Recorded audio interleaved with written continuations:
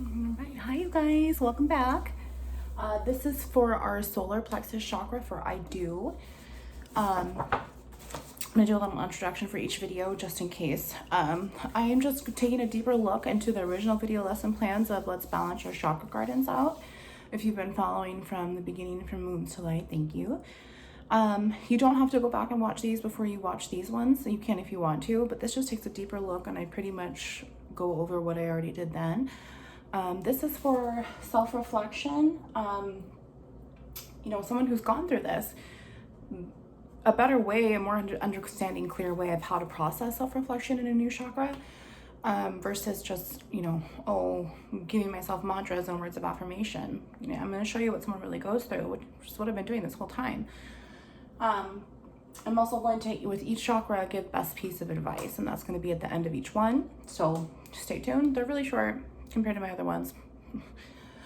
This one's solar plexus. I do.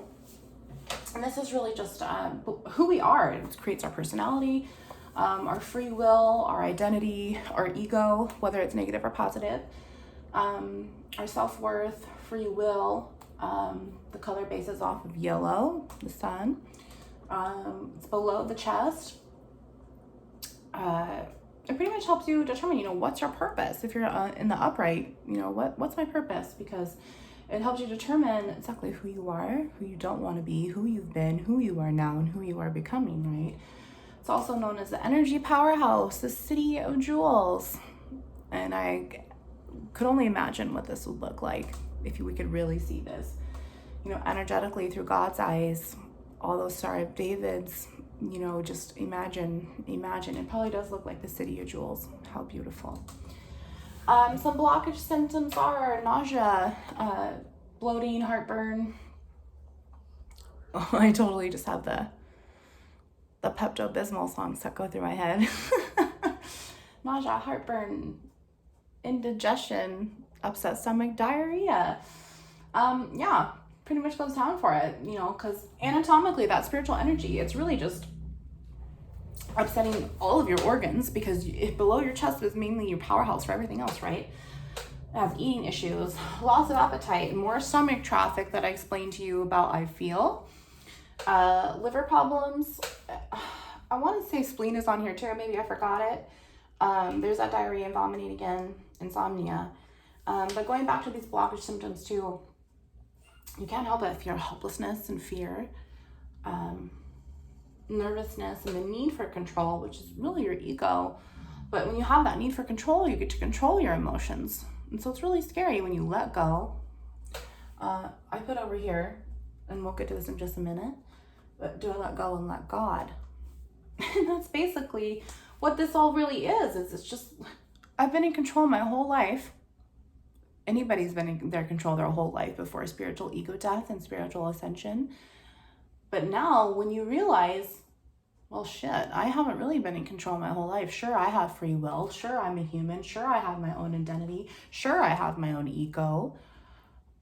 But I'm really not in control. And once I realize that the divine is in control, a lot of this becomes so much easier for you, and the flow is greater, and that injection isn't going to just happen here and bang you all around the trauma within your foundation, right? It's going to eject you up and out that way when you trust, when you let go of the control, you let God, Jehovah Elohim of war, fight all of this for you, because you just stop with needing to control and you let him take over you, sweetheart, and it is so empowering to do so. Sorry, y'all. Some awakened or ascension symptoms when you spiritually awaken. You're balanced again. We're always going to bring balance in there. But you have your self-purpose. Instead of confidence, we're going to call it Godfidence. And that Godfidence comes into play, and you're like, well, I know this is going to be okay because I have God. I know I'm going to be okay because I have God. And God's going to get me through anything. So when you walk by faith, that's just pretty much what happens. You're able to heal. Healing is better. You've got 3 foundations now to really help you eject up and out. Self-empowerment, self-motivated, a strong sense of who you are as a person. isn't that just motivation? And that's just positive energy from get-go. And you finally, I'm like, oh, finally, this is who I am.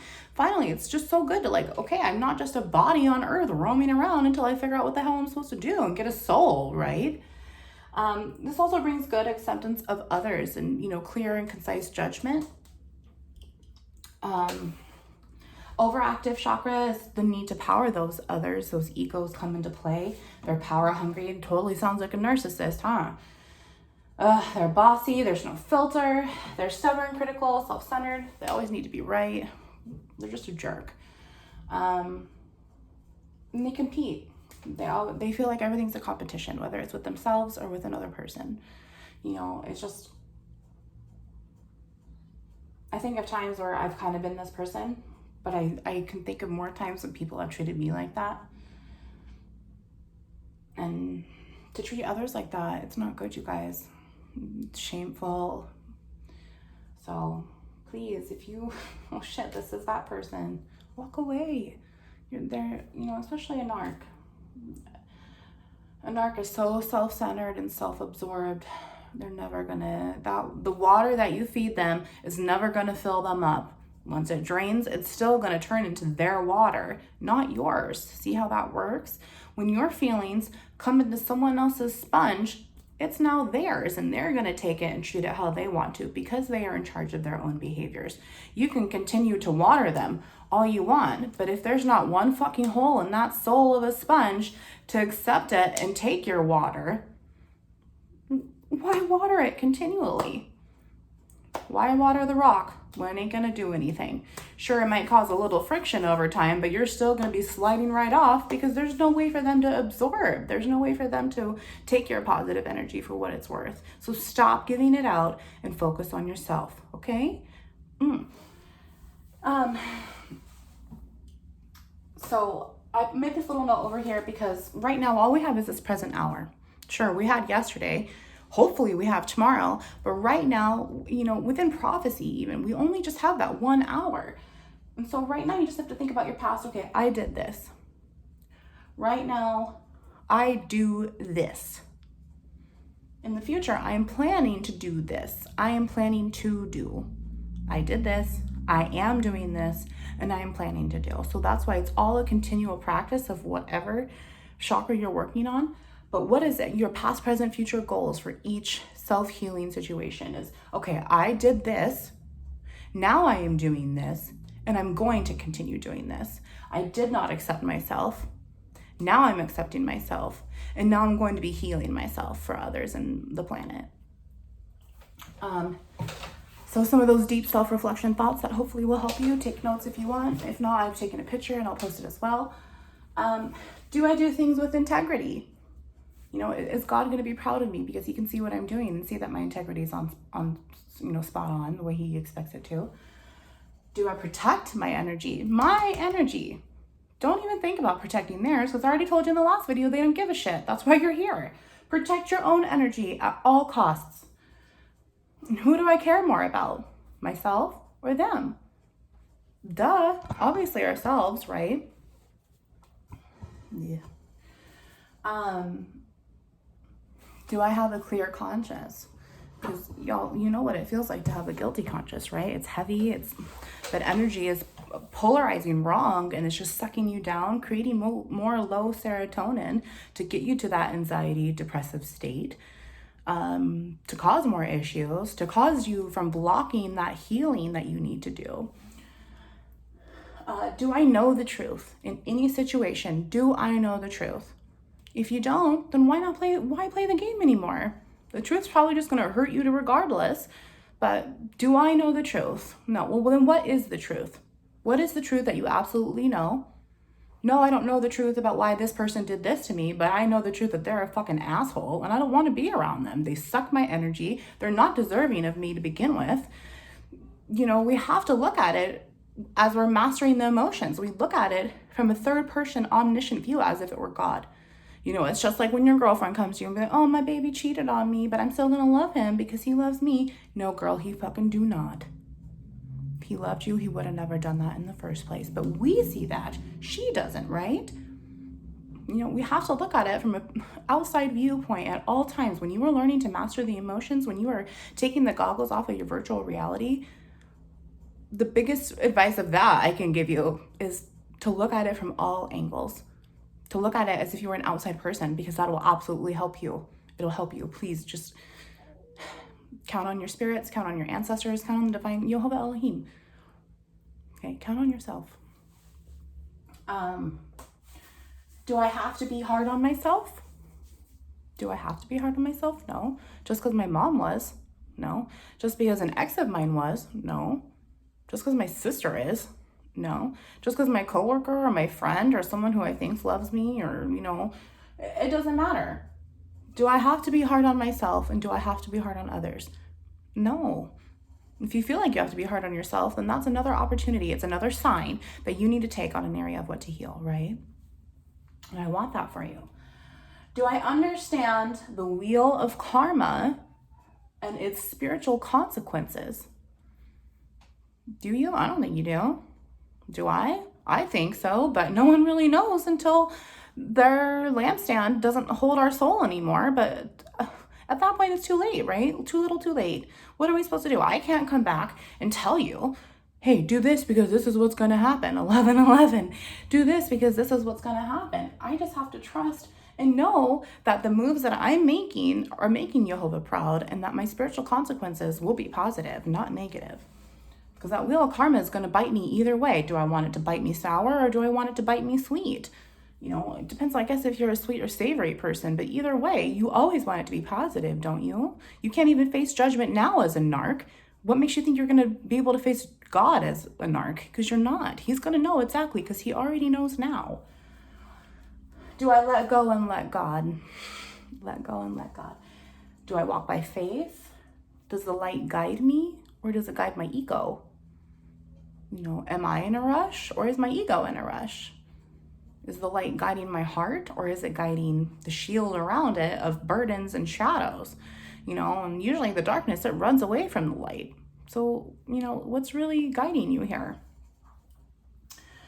Do I approach truthfully? Truth at all times with nothing but the truth, as it should be. Do I set the example? Yeah, that's what I want to do. I want to set the example. I don't care how bold, righteous I come off. I don't care if I rub anybody the wrong way because I'm only caring about myself right now. And I want to set the example that God has put in me to be this person for you, to be this example on earth to heal the planet. And he treats wicked and evilness with the sword. Sometimes the sword just comes out of my mouth in the form of verbal words, okay? You can't handle it, that's on you. I can't control how you feel. But when we feel that way, it's because the truth is resonating inside of us, screaming, yes, yes, yes, get me out, get me out, get me out. And your free will is telling, fuck off. Pretty much what you're saying to the divine, fuck off, because I don't want to deal with you. I don't want to accept myself. I don't want to face my judgment. Do I put myself in the divine first? I sure hope you do. Because why put anyone else first? That's exactly what got you here. If you're not the narc, you're the empath. Either way, trying to master the emotions, who are you putting first? The narc's always going to put himself first and only himself first. Him or her. Divine feminine or divine masculine. It doesn't matter. It doesn't matter. Read the energies how you want to, flip them. If it doesn't make sense for you, it probably makes sense for them. So that's what I'm saying. Read the energies, flip them around as you need to. Do I trust myself? Now this one's huge. Do I trust myself is also the same as importance of do I accept myself? Yeah, I accept myself that I'm here. Do I trust myself that I won't get myself in that position again? And usually we do. But that's why you have to want it. That's why you have to want to break that addictive cycle of those vicious behaviors. You might not be addicted to drugs, but you could be addicted to a person. Like I said, the narc's love is what you could be addicted to. You could be addicted to the empath and helping others as you go home and cry all night to yourself because no one loves you the way that you love other people, including yourself. You have to be careful about where you're withdrawing as much as you're depositing. And if there's no equal balance of deposit versus withdrawal, all you're going to have is a negative account. Okay. Do I feel powerful, confident? Do I have hidden motives or hidden morals? 1444. And that goes back to my apathy versus empathy video lesson about if you have hidden motives and what it's like to have versus hidden morals and what it's like to heal both of those so you master the game, right? So if you haven't seen that, please go back. It's probably one of my favorite videos. It's so raw and truthful and powerful. It kind of just rips off the emotional ego band-aid, but it's a good viewpoint from someone who has dealt with all three, who's been with all three, who's been them all three themselves. So I'm very grateful to have this viewpoint of each angle, of all angles, for you to help teach you and to help get you to the point where you're loving yourself and you're loving God. And you're not loving the narcissist that's just wicked evil and has snake devil energy written all over him, and he's gonna go to fucking hell anyway. So do I make positive steps? Am I making positive progress? I sure hope you are. Do I forgive? You know, when you hold on to grudges, all you're doing is holding it down here. There's nothing good to come of it. Forgive, you don't have to forget. Forgive, actually don't forget. Because if you forgive and you forget, you're gonna go right back to that cycle. And then you are a part of the problem still. You are a part of your own problem. And do I play the game? In any situation that you're in right now, are you playing the game? 1611. Are you playing the game? Probably, and that's why you're hurting so damn much. Are you playing the game? Probably, and that's why you won't walk away from the narcissist. Are they playing the game? Hell fucking yeah. You know why? Because they know that you're their target, and they know that when they can fill up on you, they know because you are their supply. As soon as their supply gets cut off, they freak out and go find someone else. And that's why I'm here, because I don't want another narcissist to find you. I don't want another narcissist to target you. I really don't. So, with that being said, best piece of advice for I do, 100% hands down. Oh, fuck, hands down. I just realized I wrote that, and hands down is a song.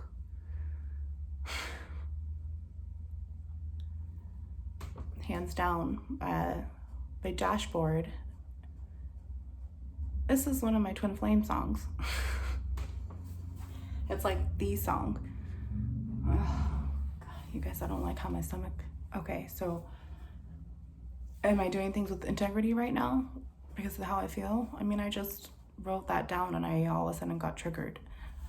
Am I protecting my energy? No, because I fucking did it to myself. Who do I care more about right now? Myself and how I feel, or my twin flame? Myself. Do I have a clear conscience? Obviously not if this triggers me. But maybe I do, and it's still going to trigger me either way. It doesn't trigger me negative. I just don't want to think about it, you know? I don't want to think about it because I don't want to get myself in the negative. I don't want to think about it because I've already moved on. Why go back to read the last chapter that hurt me anyway? Why reread it again? Why continue to hold myself in that energy, right? Do I know the truth? Hands down, I fucking know the truth. 100% hands down. I know the truth. Do I understand the wheel of karma? I skipped one, but the wheel of karma and its spiritual consequences. I guess Jehovah wanted me to read that one instead because hell yeah, I do. I go back to this 100% hands down. I'm going to be down in this like I was before. 100% hands down. He will never choose me over himself. 100% hands down. I am the good twin and he is the bad twin. We are the yin and yang for sure. 100% hands down with his motives right now, his addictions, all of that. So, best piece of advice is to always, always, always respect the truth. Respect the truth. Accept it, whether you like it or not. Accept the truth and respect it. Because once you respect where you're coming from, you're never going to want to feel that way again. You're never going to allow yourself to be put into that situation. You're always going to be aware of your own surroundings. You're never going to want to hurt again. And if you respect the truth, and then therefore you're going to learn from it, and when you never put yourself in that position again, you're now always forced to respect the truth that you're living in because you are deciding that for yourself. You are creating that own know of what you respect and what is the truth, no matter the situation. Even if it's just waking up every day, okay, I respect the know, this is the truth. I'm going to focus on that all day, and then I'm going to go to bed, wake up, and do the same thing as you're holding space for it. It just all depends on if you have the positive, upright outlook, or negative, not in the upright. And there's no perfect balance to negative and upright, except for yin and yang, except for twin flames. But that doesn't mean it's meant to be that way. It's just meant for healing. And that's where this whole twin flame separation to heal comes into play with cycle breakers. So I had to somehow throw twin flames into our chakras because I know there's following here and I am a twin flame. But I don't always want to talk about twin flame, and I sure as hell don't always want to bring him up. But if for any reason these chakras hit you on the head with twin flame and how you should approach it, please let me know. I'd be happy to talk to you about it. I just don't want to make all of my lessons pure twin flame because not everyone is a twin flame. And then honesty is the key. As long as you live an honest life, just be honest. As long as you are honest, you will always have divine protection. As long as you are honest, that wheel of karma and their spiritual consequences are still going to follow you in the positive upright zone. You know, if you're not honest, it just throws you right back into these vicious cycles. It just throws you into having your integrity off. It just throws you into all of these spiritual consequences and all of this anatomical stress that you really don't need. So, you know, make sure that your Godfidence is on. Make sure that you're respecting the truth. And make sure that you're putting yourself first in the divine. Okay? Anyway, that's I do solar plexus. I will see you soon for the heart, which is my favorite. Love you.